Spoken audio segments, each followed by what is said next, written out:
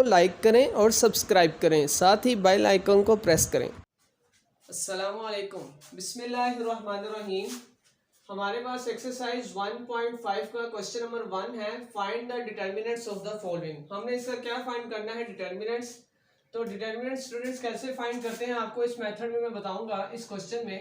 तो फर्स्टली आपने क्या करना है, जब भी डिटर्मिनेंट्स फाइंड करना है ए के साथ आपने स्ट्रेट लाइन, ये डिटर्मिनेंट्स का हमारे पास साइन है। अब ये ब्रैकेट नहीं यूज होंगी, अब हमारे पास जो यूज होंगी वो स्ट्रेट लाइन है।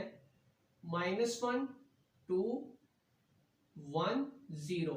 तो ये स्टूडेंट्स जब भी डिटर्मिनेंट फाइंड करना है आपने ये याद रखना है कि ब्रैकेट्स नहीं लगानी, ब्रैकेट्स लगाएंगे तो आपका क्वेश्चन गलत हो जाएगा। तो अब हमने क्या करना है, इनको मल्टीप्लाई करवा देना है। मल्टीप्लाई इस तरह करवाना है, -1 0 से मल्टीप्लाई होगा और 2 जो है वो 1 के साथ। तो -1 मल्टीप्लाई बाय 0 और बीच में जो साइन है स्टूडेंट्स वो माइनस का, 2 मल्टीप्लाई बाय 1। हमें पता है -1 मल्टीप्लाई बाय 0 0 -2।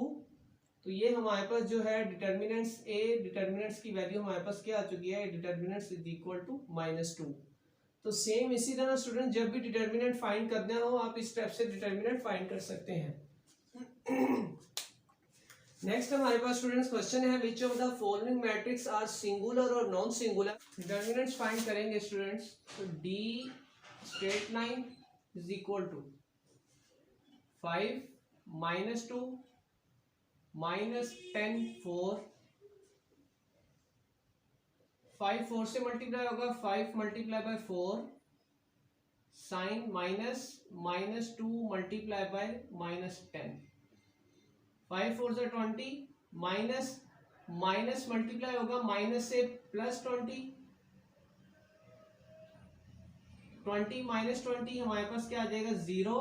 तो डिटर्मिनेंट्स की वैल्यू हमारे पास क्या आ चुकी है 0। अगर हमारे पास डिटर्मिनेंट 0 हो तो ये मैट्रिक्स हमारे पास क्या होता है, singular.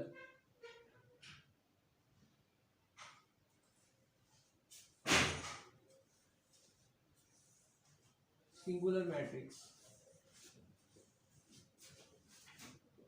Because D mod is equal to 0। तो इसी तरह अगर हमारे पास मॉड की वैल्यू 0 ना आए तो वो नॉन सिंगुलर है, अगर 0 आ जाए तो वो सिंगुलर है। तो सेम इसी इसके रिमेनिंग पार्ट जो है वो स्टूडेंट्स आपने इस तरह सोल्व कर देना। अब स्टूडेंट्स हमने क्या करना है, फाइंड द मल्टीप्लिकेटिव इनवर्स। इसका मल्टीप्लिकेटिव इनवर्स फाइंड करना है।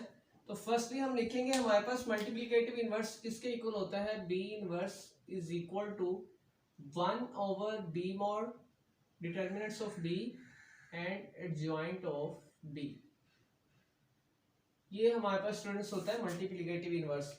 अब हम क्या करेंगे, फर्स्ट बी मॉड फाइंड करेंगे, बी डिटर्मिनेंट्स जैसे मैंने आपको बताया था स्ट्रेट लाइन। बी हमारे पास क्या है 1 -3 2 -5। मल्टीप्लाई करवा दें, 1 मल्टीप्लाई बाय -5, बीच में साइन माइनस का, ये बात ध्यान रखने कि स्टूडेंट साइन प्लस का लगा देते हैं जिसकी वजह से क्वेश्चन क्या हो जाता है गलत। 2 multiply bye -3 -5 minus into -6, minus minus plus -5 +6। तो ये हमारे पास जो आंसर आ चुका है स्टूडेंट्स बी डिटर्मिनेंट्स का, B determinants is equal to 1।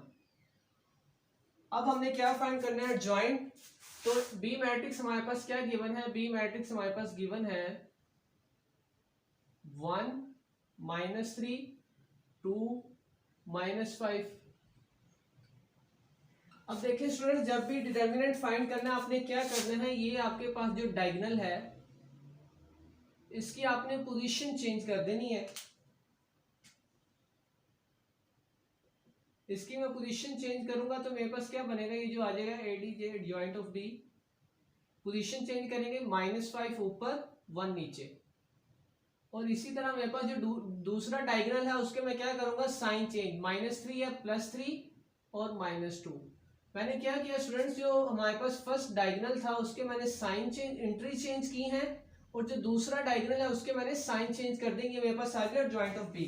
अब मैं वैल्यू पुट करूंगा तो मेरे पास क्या आएगा, B inverse is equal to 1/b mod। 1 है तो 1 और ये मेरे पास क्या है, -5 -2 3 1, तो ये मेरे पास क्या आ जाएगा, बी इनवर्स 1, इसके साथ भी मल्टीप्लाई होता है 1, तो बी इनवर्स मेरे पास क्या आ गया, -5 -2 3 1।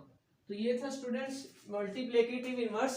सेम इसी तरह आपने रिमेनिंग जो इसके पार्ट्स हैं वो इसी तरह आपने फाइंड कर लेना है। फर्स्ट आप क्या करेंगे, इसका फॉर्मूला लिखेंगे, उसके बाद बी का डिटर्मिनेंट्स फाइंड करेंगे, फिर इसके बाद आपने ज्वाइंट फाइंड करना है और वैल्यू पुट करने के बाद आपने इस तरह आंसर फाइंड कर लेना है।